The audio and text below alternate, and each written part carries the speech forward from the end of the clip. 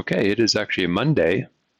It's the end of a 3-day weekend for me, and this is a video about the blood of the gods. So last week's video, you could say, is part one. It was called The Use of Blood in Ritual, and this one is going to go deeper into that concept. All right. I believe in the last video I showed this picture, and I presented it as a sort of mandala or a depiction of the entire universe. So the universe is perceived as giving of itself. It's sort of like it has picked at itself and sort of ruptured open, and now all of the contents are spewing out into manifestation. Okay, so this is one way of looking at it. Another way of looking at it is the masturbation myth. For instance, Atum, the Egyptian god of non-being and being, grabs hold of himself and ejaculates the universe into existence. Okay, so a lot of mystery cults and religions would rather focus on the blood aspect of it, the bleeding aspect, rather than the ejaculation aspect. And the same thing goes for the Egyptian mysteries too. There's also the concept of the blood of Osiris. And this is the concept of the universe was unmanifest. It was perfectly pristine. It was so perfect that you couldn't see anything.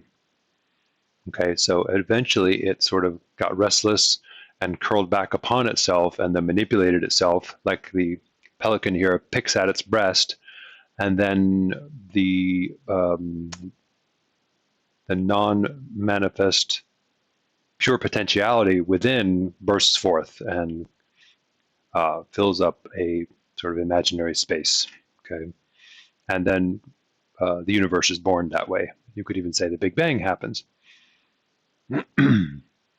And so from this idea of the blood pouring forth, or something coming, or something bursting forth, right? We also get the idea of the four rivers of paradise. Conceivably, the four rivers in the Garden of Eden, they erupted from a central source, conceivably the tree of life. Okay, and they, like there was a spring underneath the tree, and then the four rivers flowed forth from the tree. Okay, one might say that they're the four elements.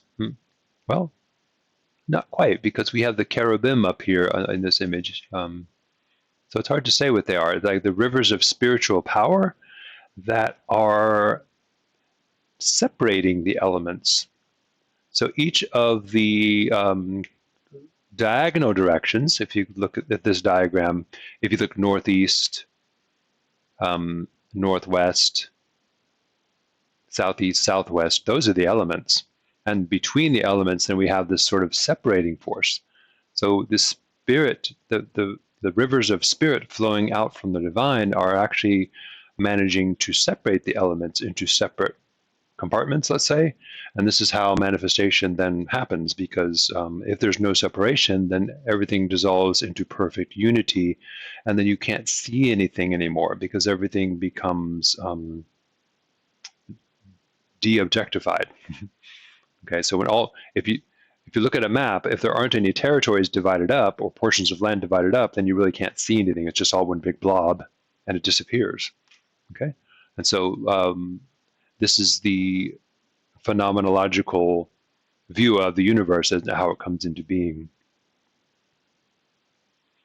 And lo and behold, this is from the system of Enochian magic, which the Golden Dawn teaches.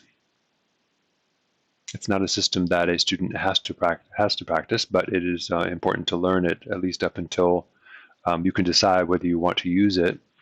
And each of these four elemental tablets in the four corners, each one of them represents one of the four elements.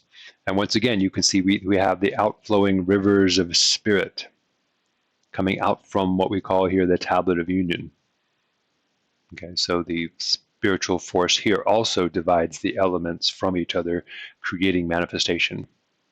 Okay, which also alludes back to the pyramid, which is another profound symbol in ancient Egypt that represents how manifestation happens.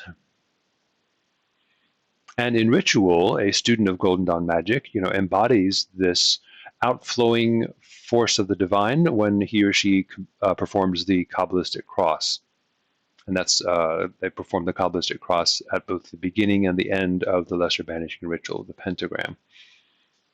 Okay, so not only is that the cross of suffering that Jesus was supposedly crucified on, it is also a representation of the four rivers of paradise and the power of manifestation.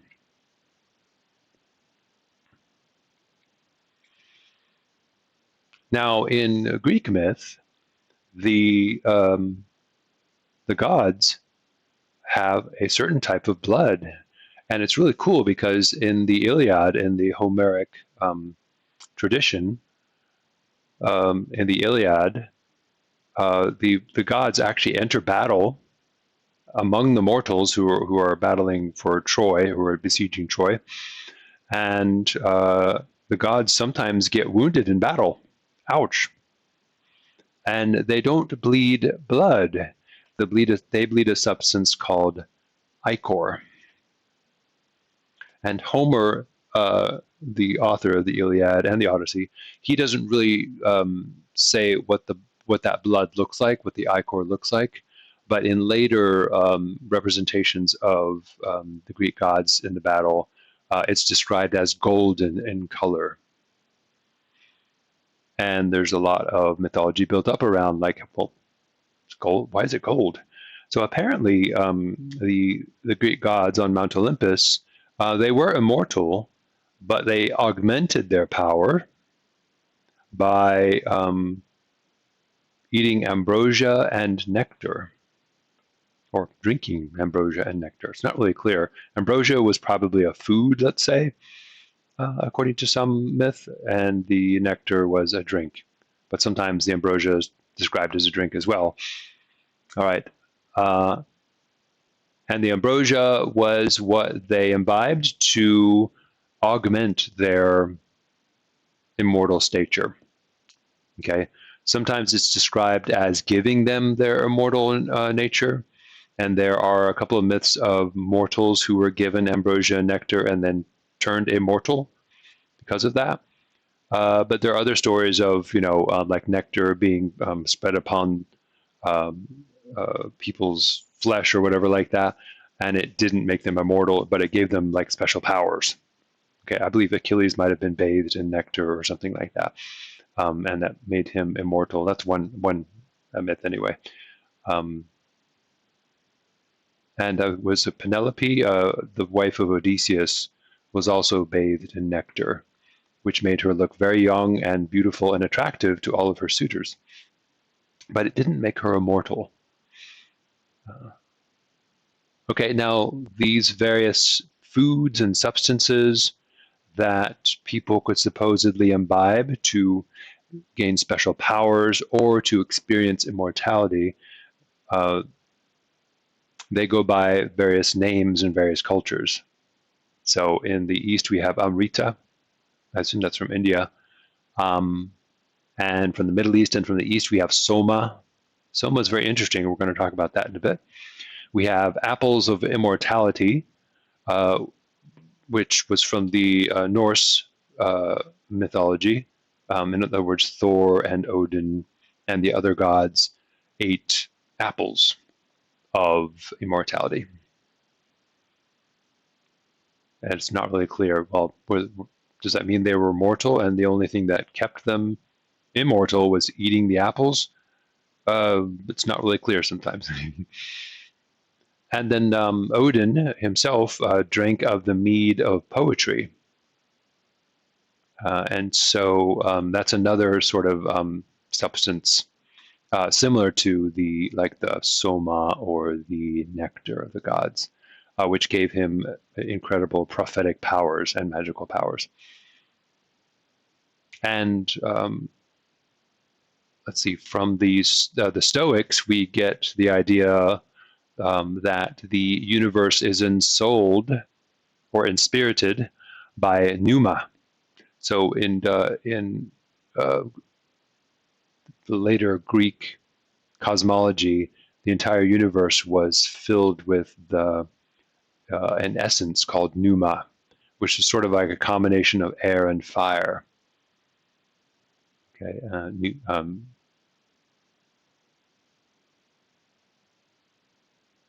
numinous, I think, comes from that word as well. If something is numinous, it shines forth with spiritual power and mystery and possibly immortality. Of course, pneuma fills everything in the universe, including you and me, who are supposedly mortal, right? Well, if pneuma is on par with nectar and ambrosia, we all should be immortal, shouldn't we? If pneuma fills everything.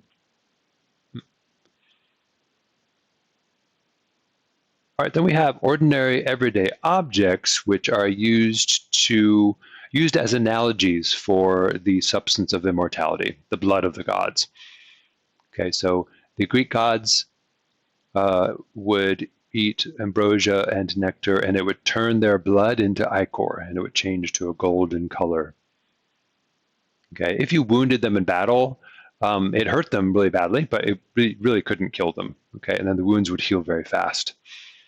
But they would bleed this golden substance called ichor. Okay, and the stuff that they used to achieve that special power or immortality came in the form of possibly apples. Okay, which kind of alludes back to the Garden of Eden. Of course, when Adam and Eve ate of the apple, they became mortal. They didn't become immortal.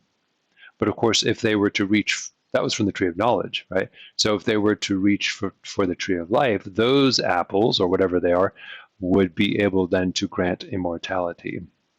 Perhaps they weren't apples. Maybe they were pomegranates. All right. But in any case, these are ordinary earthly things, supposedly ordinary, that are used as like analogies for nectar and ambrosia and the substance of immortality. Okay, so red wine also represents the blood of Christ, which also supposedly grants immortality and healing, salvation. The fountain of youth, which Ponce de Leon was looking for here in Florida, and he apparently never found that. It's a matter of level confusion. Now remember that this spiritual substance, pneuma, fills the entire universe.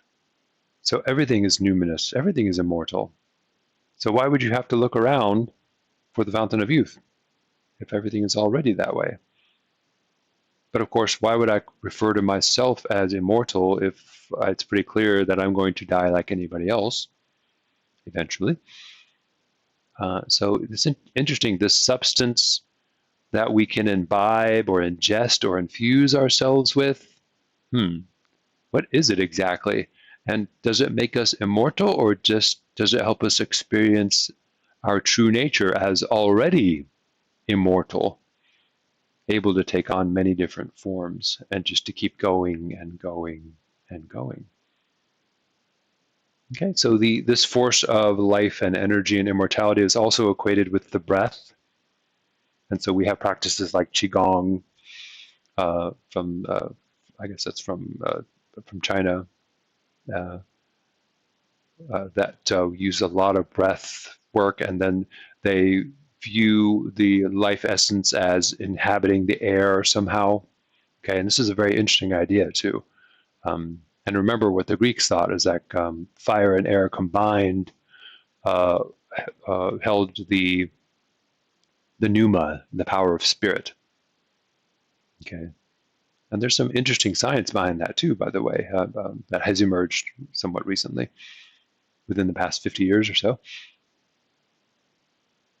And space. Space also gets equated with the special substance. Space isn't substance, is it? So space also gets equated with that sort of certain spiritual something or other that makes us immortal. And we'll be talking about that in a bit too. And of course, the four elements, each of the four elements is emblematic of that special spiritual substance or pneuma. Okay. And in some traditions, fire, water, air, and earth, the fifth element is space. Okay. Or the ether. Okay. Or some would just say spirit. Okay. So space and spirit sort of are the same thing. Okay. Or ether and spirit can be viewed as the same thing, depending on depending on which of the four worlds of Kabbalah you're in.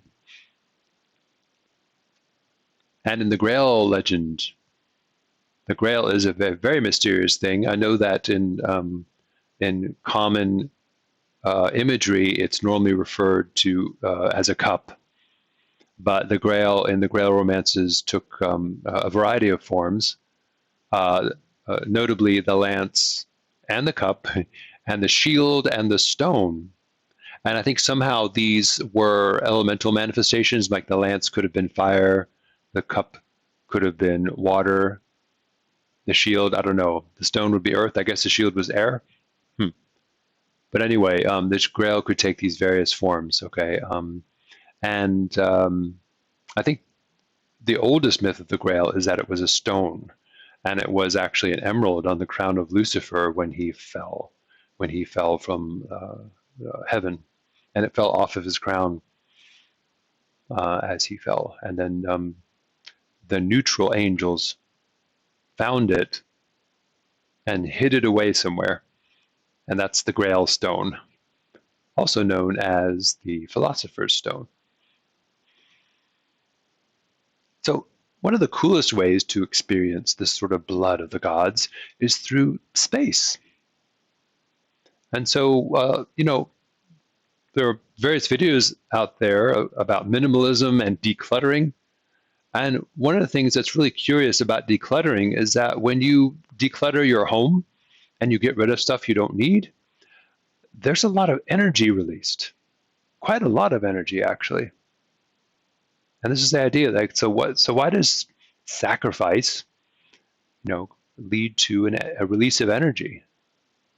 Okay. So it might be a little bit too literal, and it might amount to level confusion to assume that space opened up your home is going to lead to spiritual energy or something like that. Because it's probably more like when you get things out of your life, they no longer occupy your psychic energy anymore. You're not thinking about them and planning about them, and you're not maneuvering around them. You're not worried about them anymore because they're gone, and that frees up a lot of energy. Okay, this might be how space sort of started to get confused with with spiritual energy or pneuma or spiritual substance like the blood of the gods or ether or even ectoplasm.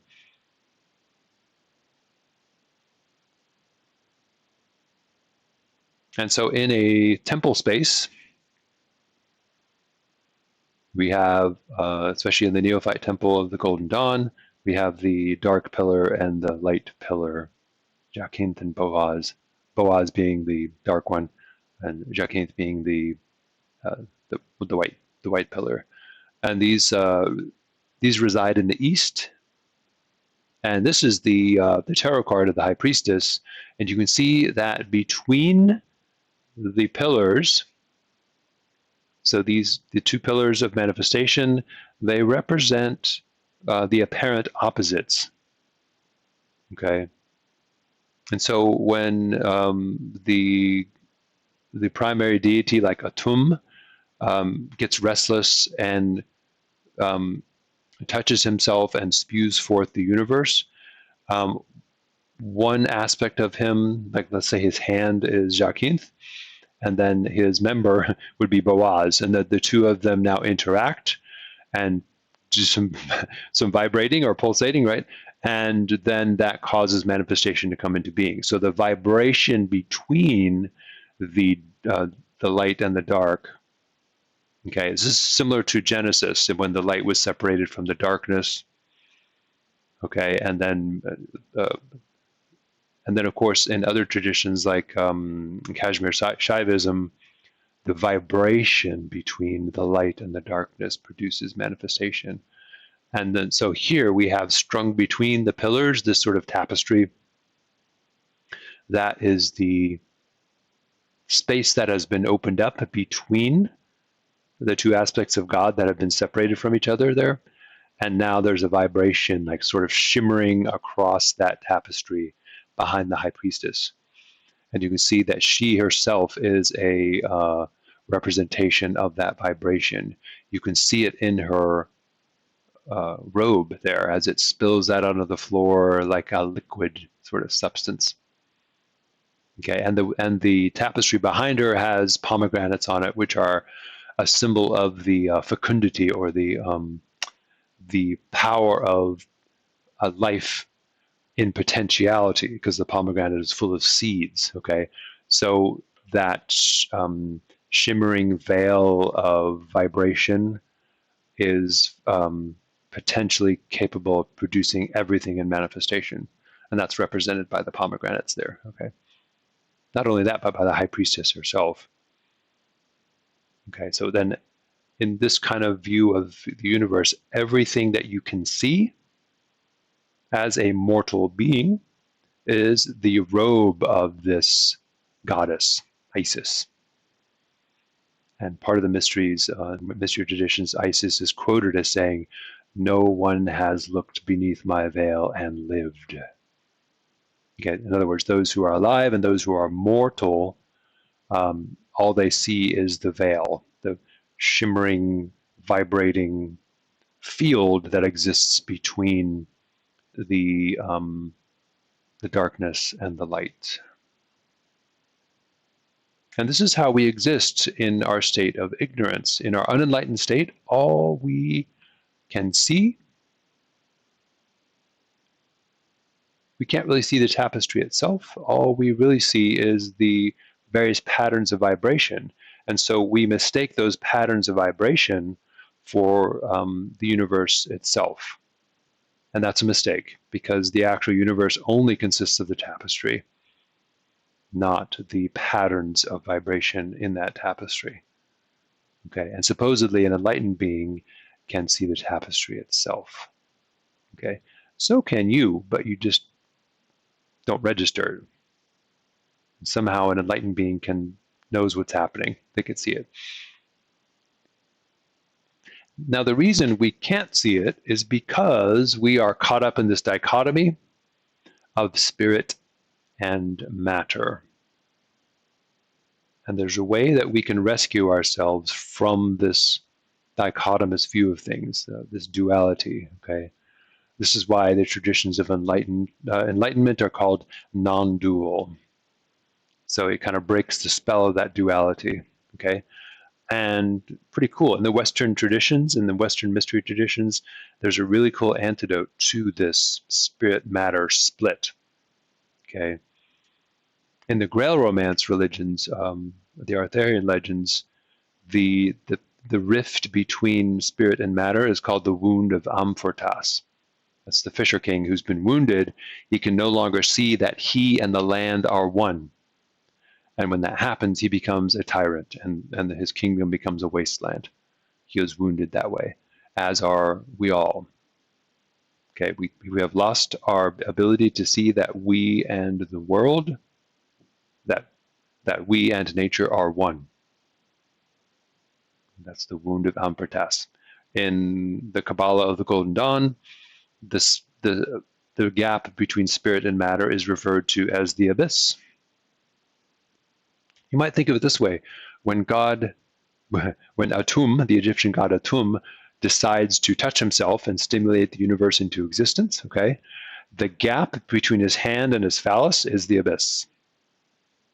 Okay, and into that gap there he spews the universe into existence. Okay, but really it's more the patterns of vibration that are causing things to manifest. So if there's this idea of blood spilling forth from a god to produce manifestation, that's really a bit of a misnomer, because what's actually happened is you have rippling currents of vibration spreading out into, I don't know, space or the ether, and that resembles blood gushing from a wound, okay, or semen gushing from a phallus, in the terms of a tomb, okay, or blood coming from the side of Jesus, representation of the universe itself being created, okay. But these are actually just ripples of vibration, not really any blood per se, any true blood that's coming forth from the divine, okay. Interesting notion there too, because I just revealed what it is about that blood that renders us immortal.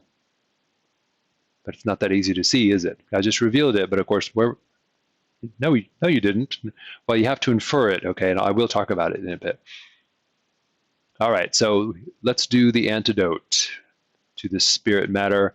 In modern psychology, we call it the mind-body split. If you examine yourself very closely and try to find the gap between mind and body, you will not be able to find it. Okay, it's just a matter of convenience. It's basically, two different levels of activity that don't actually have a dividing line anywhere. They're more like categories, okay, or levels of activity, which are more abstract. Anyway, all right, so the antidote to this duality between spirit and matter, or mind and body, is called metaxy, or the Greeks would say metaxy, okay, or I guess anglicized, some people say it's metaxy. I don't know, like let's call it metaxy, okay. It simply means that the universe has three uh, layers or levels, not two. All right. Now, that doesn't mean that the universe literally has three levels, but if you look at it as though it does, then interesting stuff can begin to become apparent too, okay? So in the Greek cosmology, there was the realm of the gods, and there was the world. And in between, there was the realm of the daimons, okay? Now, the word daimon from the Greek, this is what Christianity eventually corrupted into the word demon, because anything that was pagan to them was evil. And so all the daimons that they were aware of from other traditions, all these spirits that existed between the divine and the world, they're all demons, okay, or they're angels. Yeah, so they did allow for some of them to be good. And for the Greeks, the daimons were neither good nor bad, but they were mediating spirits between the gods and the world. Okay, the world came into existence through the agency of the daimons. Okay, so if you think of the high priestess and how she represents that tapestry that's strung between the two pillars, the diamonds are really just patterns of energy on that shimmering, vibrating tapestry, okay? And these are energy patterns that maintain themselves for a very long time. Unlike us, we don't, our energy patterns don't last very long, but the diamonds last for a very long time, okay? And so those diamonds create other energy patterns, and then you get these various levels of activity forming, okay? So the diamonds were an intermediate level of activity, an intermediate level of vibration, and then the external world itself becomes another sort of level of vibration on top of that. So you got this major sort of vibration thing going on, but then you have interference patterns emerging between those vibrations, and then we get the physical world. Well, it's a cool concept anyway.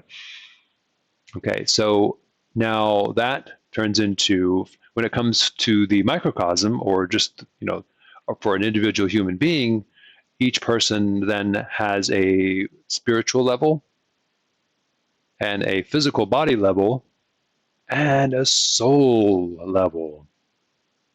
Okay?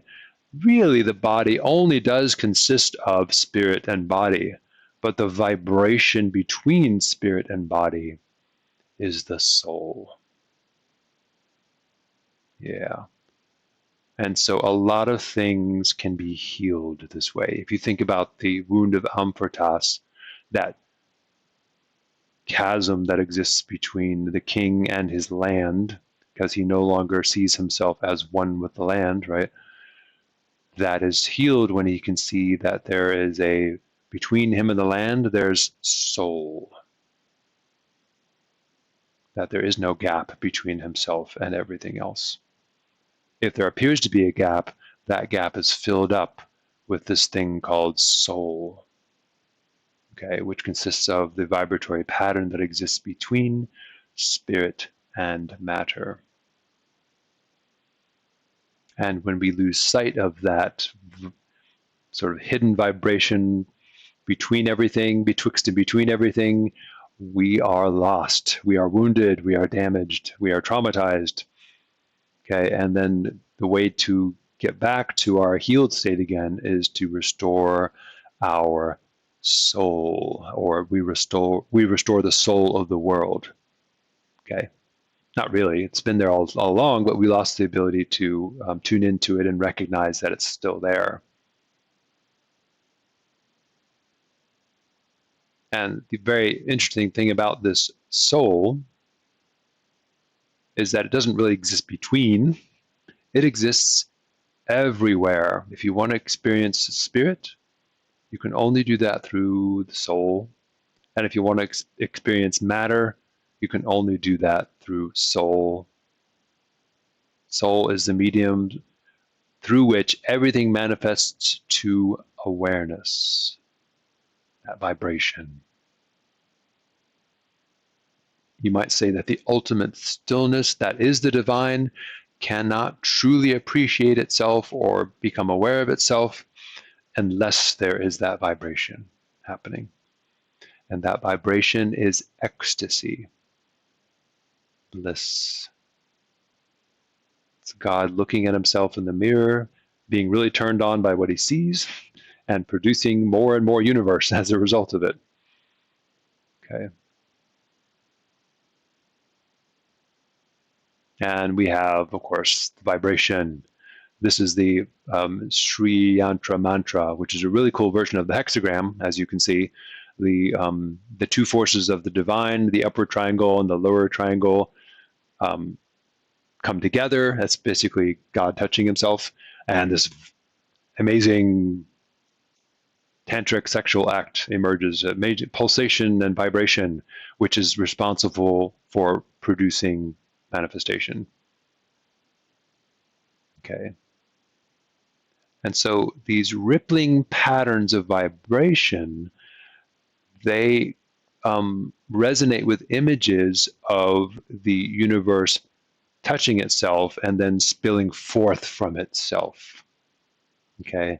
There really isn't anything spilling out, though. Okay. So if you look at the ocean and you can see, or if you drop, let's say you look into a still body of water and you drop a pebble into it, and then the ripples spread out, the water ripples spread out, the water ripples are moving. It's as though the surface of the water is bleeding these things. These wave patterns are erupting from a central point, as though those waves are bleeding out from the center or exploding out from the center. But the water really isn't moving all that much. It's the waves that are moving. Okay, so this idea of blood spewing forth from the breast of the pelican to feed its young, okay, the pelican picks at itself and the blood comes out, and then of course everything is now subsisting off of that gushing blood. All the young are now subsisting off of that. Okay, in other words, the universe needs that vibration in order to continue. Okay, that's really all we're talking about here. Okay, and so I guess that can be kind of disappointing if you're doing ritual. It's like, oh, you thought using blood in ritual was like cool, right? Or using various fluids or whatever. These are things are more emblematic of what's actually going on, which is that vibration. Okay. Now, interesting thing though, it's like, what is electricity and what is light? These things are vibration. Everything is being manifested into existence through vibration. All right. Now, the reason we are mortal is because we identify with the patterns of vibration. Those patterns of vibration are not really the substance of us. The substance of us is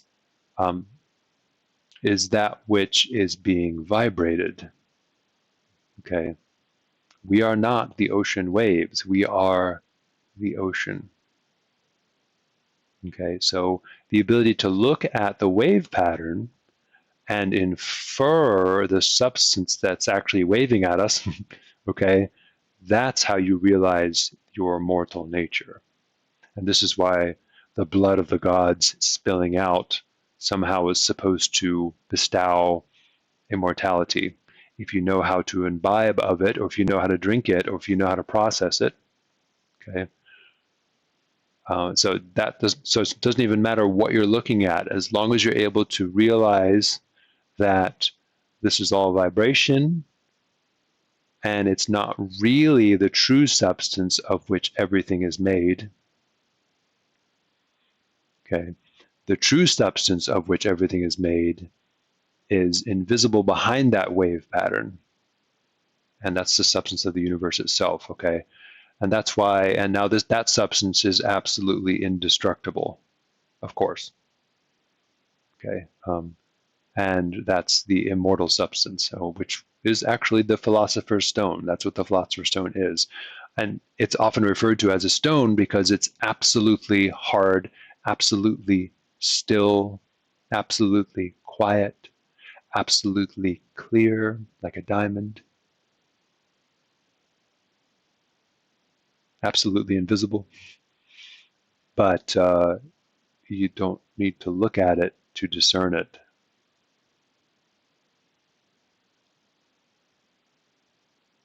And so this idea of metaxy is a bit odd because in the Golden Dawn they teach that there are 4 worlds.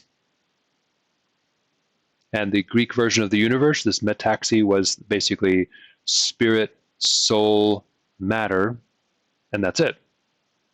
Here we have Atziluth, Bria, Yetzir, and Asiya. Asiya is the world of matter, or the world of action. And Yetzira is the astral plane. And we have Berea and Atziluth, okay? So in the configuration of metaxy, these are still 3 levels, okay? And let's talk about how they work, okay? So Atziluth and Berea are pretty much the world of spirit, okay? And those are the supernals. The Kether, Hakma, and Bina are the supernals, okay? And you have to study Kabbalah to know what I'm talking about. So those are the highest 3 spheres of the tree of life, okay? Those essentially are the god Atum, sort of getting restless, and he's thinking about touching himself, okay? And if he does do that, he will begin to pulsate or masturbate to create the universe, okay? So the hand that's reaching out to touch himself is Hakma, and the body part that he touches is Bina, so to speak, okay? And so when those 2 combine, the rest of the universe comes into existence, okay?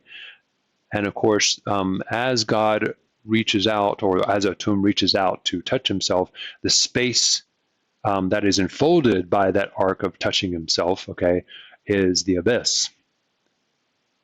Okay, this imaginary space but like, what's that made of? Well, that space is still filled with God, but he's pretending he's not occupying that space in order to make this happen. And when the vibration begins, that's that sort of invisible space between those is vibrating now. It's pulsating with energy, and then everything spews into existence within that space. And that's Yetzira. Yetzira is that tapestry of vibration that exists between the 2 pillars of the temple that are behind the high priestess. Okay, so remember when the high priestess was sitting there, she had two pillars behind her. There was a tapestry strung between them, and that tapestry was shimmering with vibration. Okay, And that shimmering, vibrating tapestry, that's the world of Yetzirah. Okay, and then of course Yetzirah is filled with all kinds of cool energy patterns and things like that. This is the world of dreams. Okay, and then apparently other patterns of vibration ride on top of those patterns of vibration, and those more complicated, tangled up patterns of vibration exist in the world of Asiya, the world of action. Okay, it's interesting too because if you're waking up in the morning and you're sort of hovering between dreamy sleep and waking consciousness, you can see this happening. You have a very clear, sometimes you can see it, you have a very clear, pristine sort of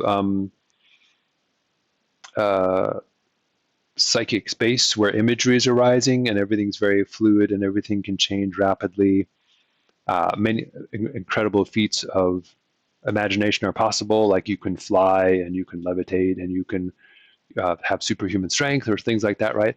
And you can also, experience all kinds of, and you can experience and relive all kinds of trauma from our evolutionary past in that dream space.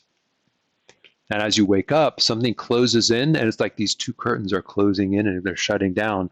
And then this world of physicality and little bodily aches and pains begins to settle in. It's like, oh, this is it. And it's not as clear, actually. It's really interesting that the physical senses are not quite as clear as that inner realm can be.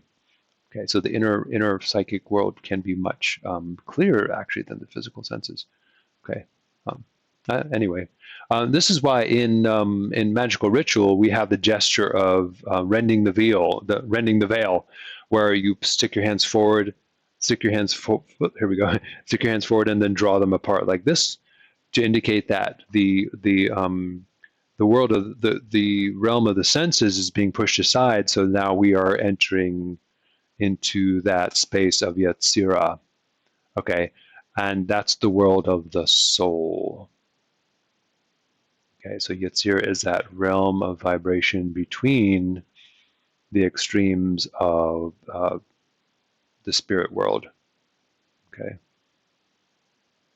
and so up above in Bria, that's simply the vibratory action between light and darkness, which would be that masturbatory vibration or that pulsation of energy. Okay, and this is why in Tantric Shaivism, that those are Shiva and Shakti. In one sense, you could say Shiva exists in Kether, and then Shakti exists in everything else below Kether. Okay, but Shiva and Shakti combine in Buriya as Hokmah and Bina. Okay, I'm mixing traditions together, which is not necessarily advisable unless you know what you're doing. Okay, I'm mixing Kabbalah with Tantric Shaivism. Well, but trying to convey things more clearly to you guys. Okay, so Yetzirah is a much purer, pristine level of vibration, and then Asiya down below is much more tangled up, and there's interference patterns going on and things like that. Okay, if you can try to distinguish, you want to distinguish between those two levels of vibration that are going on. Okay, and much of what's going on in Asiya is really none of our business. Yeah, it's a lot of stuff going on there that is beyond our control. We have a lot more control over things happening in Yetzirah. All right, so let's talk about blood in ritual or in your temple space or in your ritual space. Okay, I once went to, I sometimes go to the local Dharma center here in Lake Worth in South Florida to meditate with other people.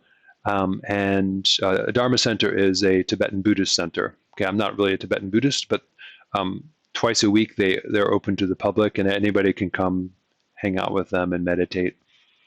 And I really like to go there after their primary teacher, has visited them. And I always thought the energy charge there was so much stronger after he had visited them.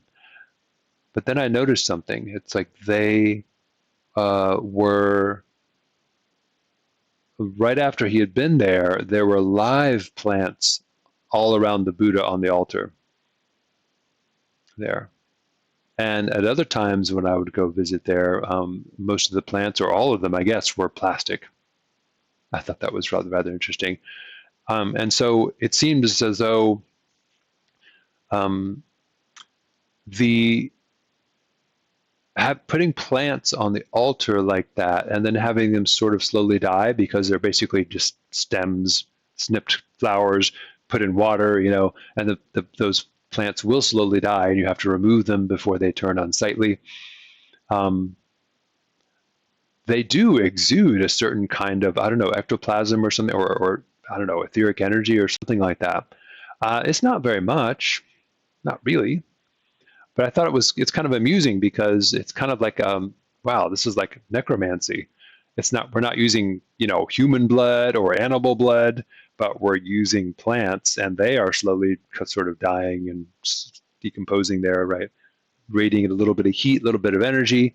And this sort of acts as a catalyst, and it reminds us of that uh, force of manifestation existing in these living substances. Okay, so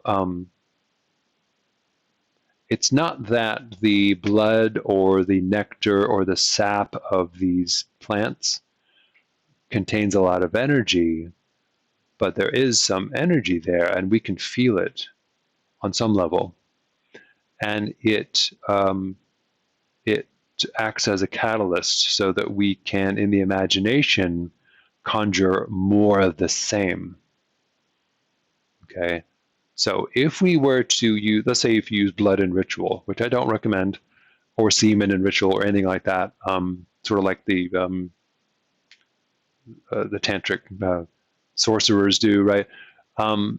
It's not that these materials have a lot of energy in them. Okay, it's just to make that clear. If you want to, if you could say that a single seed can lead to the production of an entire forest. Okay, but that does not mean that a single seed has all of the energy necessary to create that forest. That would be a mistake to assume that. The energy to create that forest comes from all around. And the seed that leads to the production of that forest is simply a catalyst. It's simply something that gets it started, gets it going, okay? So these substances that might exist in a temple space, they tend to do the same, okay? And fire does that, okay? The use of air to facilitate a sort of catalyst for spiritual energy, okay? Because remember, air and water and fire and all these things are only emblematic of the pneuma, okay? That's blood of the gods, the true blood of the gods, which exists as invisible substance, okay? All we can see are the vibrations of that substance, and those vibrations manifest as fire or water or earth, etc., right? Or as a planetary energy or something like that. And so it does seem to be possible to have these living substances in the temple space, or fire, or incense, smoke, that heat, or even to have fragrances. Okay, I like to put plants in the house, like stalks of lavender, and just have them. They're actually dried already, but they exude a lot of fragrance, and even that fragrance is sort of an spewing forth the blood of the gods into my house. And you could say that's actually, wow, Liam is practicing necromancy, because basically he's using living things and letting them die in his house to exude energy and sort of create an atmosphere out of that, to feed off of it. It's sort of a catalyst. And in my imagination, it helps me conjure forth more of that energy, okay, whatever that is, okay? But the real talent for doing that involves looking past the vibration, okay? So if I'm looking at the ocean, I can see, all I can really see are the waves, right? But I look past that and know that, well, those waves are not really the ocean. Something is beneath them. Something is waving itself at me, right? It's the water itself that is the ocean, okay? And so if I use things in rituals, those are all like wave patterns that are very interesting and whatnot, but I'm using them to sort of triangulate in on the actual energy that's coming forth, okay? So it does mean that blood and other fluids like that, or various plants, like if you have for the holidays, if you have a Christmas tree, well, I guess that's why we let this tree slowly die in our house, and we sort of like are able to use that subtle, very slight energy to trip the imagination into conjuring forth more of that, whatever that is, the spirit of giving, the spirit of eternal life, eternal evergreen energy, or something like that, right? All right. Which means once you're aware of this, you don't need blood to do blood magic. You can just use plants and everything. And as of right now, it's still pretty much acceptable to let plants die in your house, slowly die, right? Watch them die, and then feed off of that sort of necromantic energy.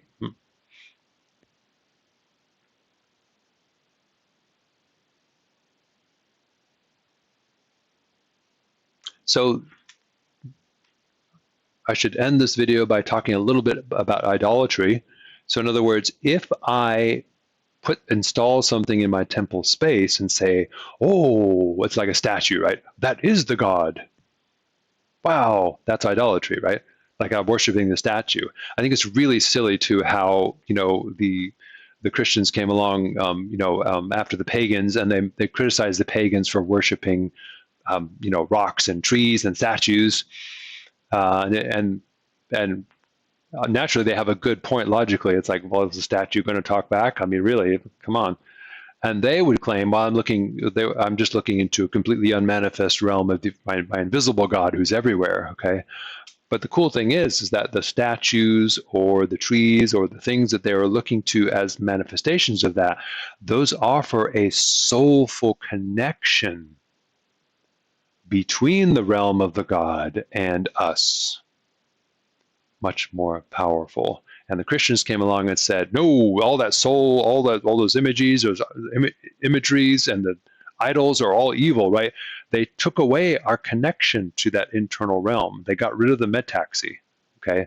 So all of these images and scents and smells and vibrations and all these subtle things that we can experience through, art and geomancy and things like that, when Christianity came along and made all those things evil, okay, pretty much, took away the bridge between the divine and the realm of material.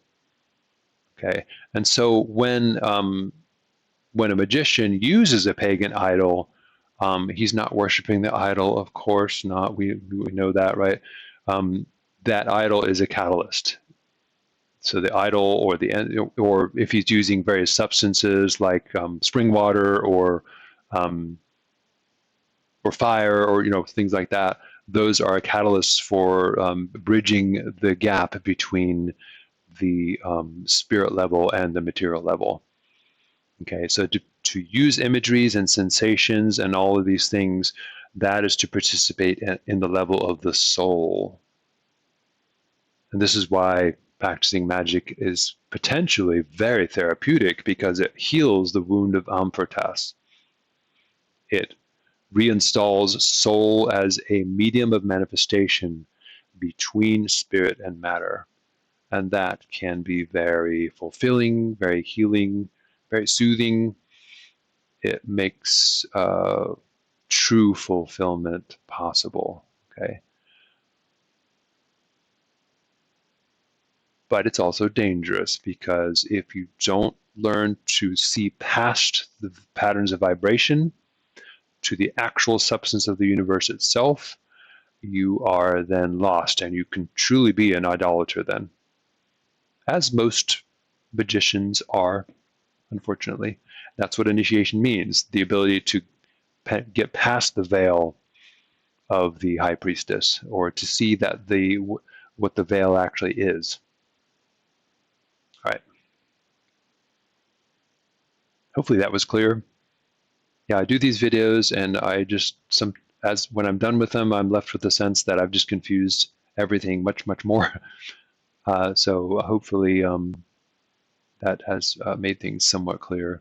And so you don't need to use blood and ritual or semen, or just stick to plants, okay? Or just use incense, smoke, and fire, and uh, or fragrances or things like that. They work pretty well as catalysts for experiencing that pneuma, or that inner blood of the gods. All right, until next time.